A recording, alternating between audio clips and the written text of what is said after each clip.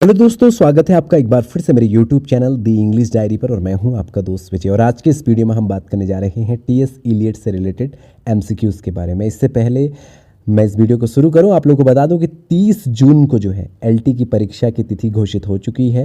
हालांकि प्रस्तावित है लेकिन होना डेफिनेटली इसी डेट पे है। तो आप 30 जून को लेके चलें और इसी के हिसाब से अपनी तैयारी को लगातार बढ़ाते रहें और रिवीजन को ज़्यादा से ज़्यादा समय दें। जो भी नोट्स आप बना रहे हैं, ओवर डिटेलिंग भले ही आप कितना कर लो, लेकिन अगर आपने किसी भी टॉपिक को अगर रिवाइज नहीं किया है, कम से कम 2 से 3, 4, 5 जितना ज़्यादा मैक्सिमम टाइम आप रिवीजन करेंगे तो आपके सक्सेसफुल होने के चांस उतने ही ज़्यादा बढ़ जाएंगे। तो चलते हैं आज की इस वीडियो में और स्कोर जरूर बताएगा कि कितना स्कोर आपने किया है। कुछ नए क्वेश्चंस भी आपको इसमें मिलेंगे इस एमसीक्यूज़ की सीरीज़ में। तो आज का पहला क्वेश्चन है, Prufrock and other observation by TS Eliot was published in. तो प्रिफ्लॉक एंड अदर ऑब्जर्वेशन जो इनका वर्क है, ये कब पब्लिश हुआ था? ऑप्शन 1914, 15, 1916, 1970। तो राइट आंसर इसका 1916 याद रखना इंपॉर्टेंट है, ठीक है। अदर ऑब्जर्वेशन, ठीक है, other observation, Prufrock and other observation 1917 में जो है पब्लिश हुआ था। तो इसको आप इस तरह से याद रखिएगा। इसके बाद चलते हैं नेक्स्ट क्वेश्चन में। नेक्स्ट क्वेश्चन है, which poem of TS Eliot was dedicated to Ezra Pound. कौन सी ऐसी पोएम है जो एजरा पॉन्ड को उन्होंने डेडिकेट की? द वेस्टलैंड, या फिर जेरोनेशन, या फिर the love song of J Alfred Prufrock, या फिर ईस्ट क्रॉकर। द वेस्टलैंड जो है ये वर्क उन्होंने डेडिकेट किया था एजरा पॉन्ड को। मोस्ट इंपॉर्टेंट है, किस तिथि में आया था ये आप मुझे कमेंट बॉक्स में बताएंगे, ठीक है। लिखेंगे द वेस्टलैंड और उसके बाद इसका ईयर भी लिखेंगे। नेक्स्ट क्वेश्चन है, Hamlet and his problem was a critical ऐसे। ये क्रिटिकल ऐसे है, हैमलेट एंड हिज प्रॉब्लम। ये किसने लिखा था? एजरा पॉन्ड ने, ई एम फ्रॉस्टर ने, टॉमस कार्लिल ने, या फिर टीएस इलियट ने? तो राइट आंसर इसका टीएस इलियट ने जो है हैमलेट एंड हिज प्रॉब्लम ऐसे जो है लिखा था। नेक्स्ट जो क्वेश्चन है, which nickname was given to TS Eliot by Ezra Pound. Ezra Pound ने इनको क्या निकनेम दिया था? Young Simon, old possum, childish Jimmy, none of these. तो इसका राइट आंसर आपको याद रखना है, ओल्ड पॉसम इनको बोला गया था, ठीक है।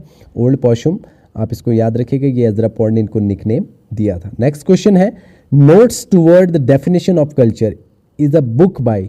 नोट्स टूवर्ड इंपॉर्टेंट है, याद रखिएगा। वैसे मैंने स्क्रॉल कर दिया, आपने देख भी लिया होगा। Notes towards the definition of culture is a book bye, ये बुक किसने लिखी है? तो notes toward the definition of culture जो है टीएस इलियट ने लिखी हुई है, इसको आप याद रखिएगा। नेक्स्ट क्वेश्चन है, select a poem, poems included in Ariel poems by TS Eliot. इनमें से कौन सी ऐसी पोएम है जो एरियल पोएम से संबंधित है? यानी जो एरियल पोएम इनकी आई थी, जो सीरीज आई थी, उसमें कौन सी पोएम सम्मिलित है? A song for Simran, simian और मारीना, या फिर जर्नी ऑफ द मैगी, या ऑल ऑफ दिस। तो यहाँ पर राइट आंसर है कि सभी जो है द एरियल पोएम से रिलेटेड है, यानी उसमें शामिल जो है संकलन है। तो ऑल ऑफ दीज इसका राइट आंसर हो गया। तो आपको इनको याद भी रखना है जो लिखे हुए हैं, ठीक है।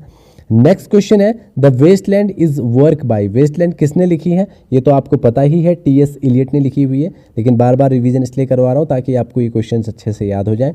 जो नेक्स्ट क्वेश्चन हमारा है वो है, the cultivation of Christmas tree is a book bye. Cultivation of Christmas tree किसने लिखी थी ये बुक? ये भी राइट आंसर है इसका टीएस इलियट। इनके बारे में पढ़े तो आपको इस वर्क को याद रखना है, कल्टिवेशन ऑफ क्रिसमस ट्री, ठीक है। नेक्स्ट क्वेश्चन है, when was the love song of J Alfred Prufrock by TS Eliot published. तो जो ये वर्क है love song of J Alfred Prufrock, ये किस ईयर में लिखा गया था टीएस इलियट द्वारा? तो यहाँ पर इनके ऑप्शन है 1909, 1912, 1914, 1915। तो राइट आंसर है 1915। तो याद रखिएगा इसको, love song of J Alfred Prufrock 1915। Next question है, मर्डर इन कैथेड्रल। इसका ईयर भी आप याद रखिएगा, इसीलिए मैंने क्वेश्चन में मेंशन कर दिया है। मर्डर इन द कैथेड्रल 1935 में पब्लिश हुआ था। ये किसने लिखा था? ये वर्क भी टीएस इलियट ने लिखा हुआ था, ठीक है। तो आपको यहाँ पर ईयर जरूर इसका याद रखना है, 1935।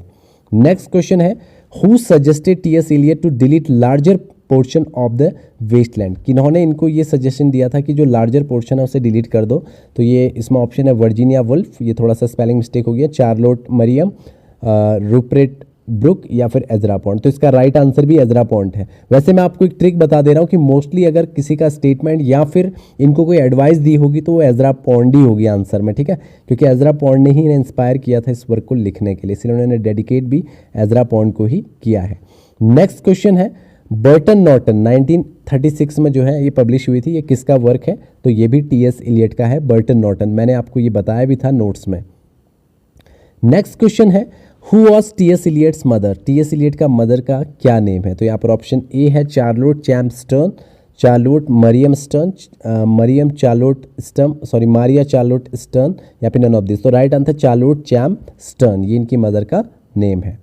नेक्स्ट क्वेश्चन है, old possum's a book of practical cats is a book by TS. Eliot published in.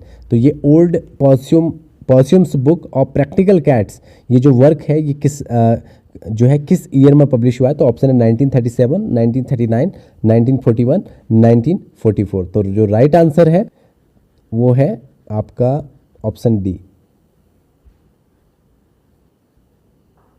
Sorry यहाँ पर जो आंसर होगा 1939 होगा, ठीक है। यानी जो प्रैक्टिकल कैट्स वाला इनका वर्क है, old possum's book of practical cats, 1939 में जो है पब्लिश हुआ था, तो इसको आप याद रखेंगे। नेक्स्ट क्वेश्चन है, TS. Eliot got Nobel prize in literature. Nobel prize इनको किस ईयर मिला था? 1948, 1944, 1950 या 1951। तो इसका राइट आंसर आप सभी को पता होगा, 1948 में जो है नोबेल प्राइज इनको मिला था। एस वेंसडे 1930 में पब्लिश हुआ था, एंड लिटिल गिडिंग 1942 में पब्लिश हुआ था। देखिए मैंने इनके ईयर्स भी लिखे हुए हैं ताकि आप याद रख सकें इनको। तो ये वर्क किसका था? ये टी.एस. इलियट के वर्क था, ठीक है। तो आपको ईयर्स याद रखने इनके साथ।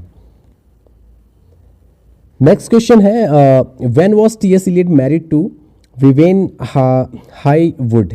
यानी विवेन हाईवुड से इनकी शादी किस ईयर में हुई? 1921 में, 14 में, 1917 में, 1915 में। तो इसका जो राइट आंसर है वो है 1915। 1915 में जो है इनकी शादी इनके साथ हुई थी।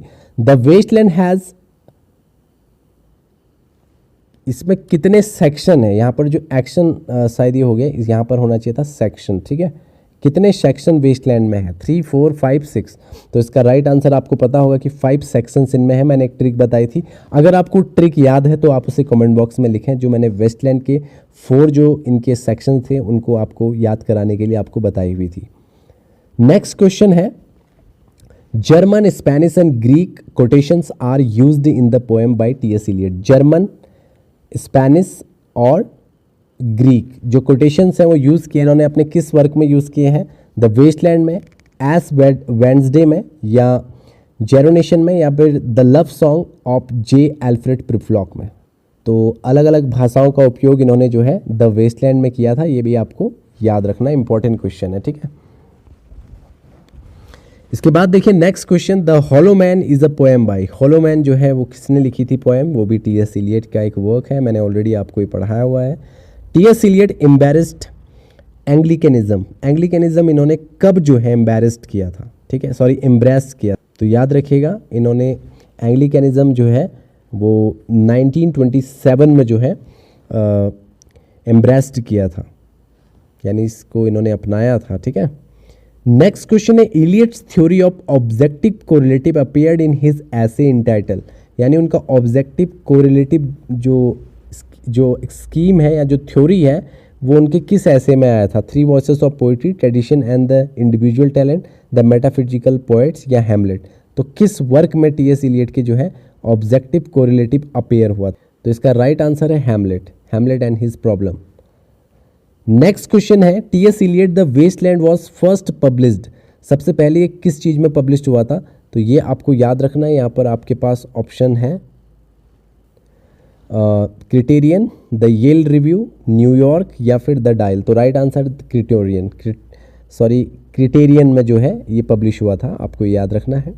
नेक्स्ट क्वेश्चन है, the line I am no prince Hamlet nor was errant to be appears in TS. Eliot. अब देखो कई बार क्या होगा कि आप इसको देखोगे I am not a prince Hamlet, और वहाँ पर नीचे अगर Hamlet and his problem option दे दिया तो आप कंफ्यूज हो सकते हो। तो इसको आप याद रखिएगा कि ये हैमलेट एंड हिज प्रॉब्लम वाले वर्क से नहीं है, बल्कि ये वाली जो लाइन है कि I am no prince Hamlet, ये लाइन उन्होंने बोली है the love song of J Alfred Prufrock में। याद रखिएगा इस लाइन को, इंपॉर्टेंट लाइन है, इसीलिए मैंने यहाँ पर आपको बताया। Which Eliotian character utters the quotation do I eat a peach. ये वाला जो यहाँ पर कोटेशन है do I eat a peach, ये किसने बोला है? यहाँ पर आपसे जो है ऑप्शन पूछा हुआ है, तो मेरीना, स्विनी, प्रिफ्लॉक, या फिर स्टेटसन, तो यहाँ पर आपके पास तो ये जो do I eat a peach बोला है, ये किसने बोला था? प्रिफ्लॉक ने बोला था। मोस्ट इंपॉर्टेंट क्वेश्चन है, याद रखिएगा इसको, ठीक है। In its final published the version Eliot's the Waste Land contents total of, तो देखो यहाँ पर इसमें थोड़ा एक कन्फ्यूजन है, लेकिन मैं आपको बता दे रहा हूँ कि 433 लाइन्स वैसे अगर ऑप्शन में आए तो आप कर दीजिएगा, लेकिन अगर ऑप्शन में 434 आए तो वो राइट आंसर है, ठीक है। अगर कई बार क्या होता है कि ऑप्शन में 433 देता है, अगर यहाँ पर सारे ऑप्शन को मैच करना, अगर आपको 433 दिया है तो वही राइट होगा, लेकिन अगर 33 के बाद 34 भी दिया हुआ है 434, तो 434 जो है इसका राइट आंसर होगा, ठीक है, जो टोटल कंटेंट्स या टोटल लाइन्स इसमें इंक्लूड थी। Who of the following did describe himself as classical, literature, royalist in politics and Anglo-Catholic in religion? बहुत अच्छा इंपॉर्टेंट क्वेश्चन है, जहाँ पर बोला गया है कि कौन अपने आप को क्लासिकल इन लिटरेचर कहता है, रॉयलिस्ट इन पॉलिटिक्स होगा शायद, ये पॉलिटिक्स कहता है, और एंग्लो कैथोलिक इन रिलीजन कहता है, तो ये है टी.एस. एलियट, याद रखना इसको, इंपॉर्टेंट क्वेश्चन है। The fire sermon in Eliot the Waste Land forms its, यानी ये किस पार्ट में जो है द फायर सरमन वाला जो सेक्शन है वो किस पार्ट में आता है वेस्टलैंड के, तो ये आपको याद रखना है, ये आता है आपका थर्ड पार्ट में, ऑप्शन डी, पार्ट थर्ड में आता है। मैंने आपको 1 2 3 4 करके वो याद भी करवाए थे, अगर आपको याद होंगे तो आप उन सेक्शन को बताइएगा ज़रूर। नेक्स्ट क्वेश्चन है यहाँ पर, the fourth section of the poem the Waste Land is title, जो चौथा सेक्शन उसका टाइटल क्या है, यहाँ पर ये पूछा है, तो डेथ बाय वाटर उसका टाइटल है, ठीक है, फोर्थ वाले का। चलते हैं नेक्स्ट क्वेश्चन में, TS. Eliot the Waste Land was influenced by the book, किस बुक से जो है इन्फ्लुएंस्ड है द वेस्टलैंड, तो ये है फ्रॉम रिचुअल टू रोमांस, इससे इन्फ्लुएंस होकर लिखा गया है, ठीक है। द वेस्टलैंड किससे है? फ्रॉम रिचुअल टू रोमांस से। नेक्स्ट क्वेश्चन है, the concept objective correlative propound by, यानी ऑब्जेक्टिव कोरिलेटिव किसने प्रोपाउंड किया था, तो राइट आंसर इसका भी टी.एस. एलियट होगा, याद रखना, लास्ट ईयर टी.एस. एलियट से रिलेटेड एक क्वेश्चन आया हुआ था, ठीक है। नेक्स्ट क्वेश्चन है, which of the following plays has been described by TS. Eliot as an artistic failure, कौन सा ऐसा वर्क है जिससे आर्टिस्टिक फेलियर उन्होंने कहा? हेमलेट को, the merchant of Venice, Julius Caesar, या नन ऑफ दीज, तो हेमलेट को जो है इन्होंने आर्टिस्टिक फेलियर कहा था। Where from the epigraph of the love song of J Alfred Prufrock is taken, ये एपिग्राफ कहाँ, जो एपिग्राफ है the love song of J Alfred Prufrock का, वो कहाँ से लिया गया है? इलाइट से, इन्फेर्नो से, गीता से, हैमलेट से, तो राइट आंसर है इन्फेर्नो। याद रखना, ये एपिग्राफ जो इसका लिया गया था इस वर्क का, the love song of J Alfred Prufrock, वो इन्फेर्नो से लिया गया था, ठीक है। तो ये थे आज के क्वेश्चंस, उम्मीद है कि आप लोगों के लिए बहुत हेल्पफुल रहे होंगे और आपने अच्छी प्रैक्टिस भी की होगी और आपको काफ़ी सारी चीज़ें इन प्रैक्टिस सेट्स को करते हुए याद भी हो जाएगा। और साथ ही साथ आप लोग तैयारी अपनी लगातार बनाए रखें।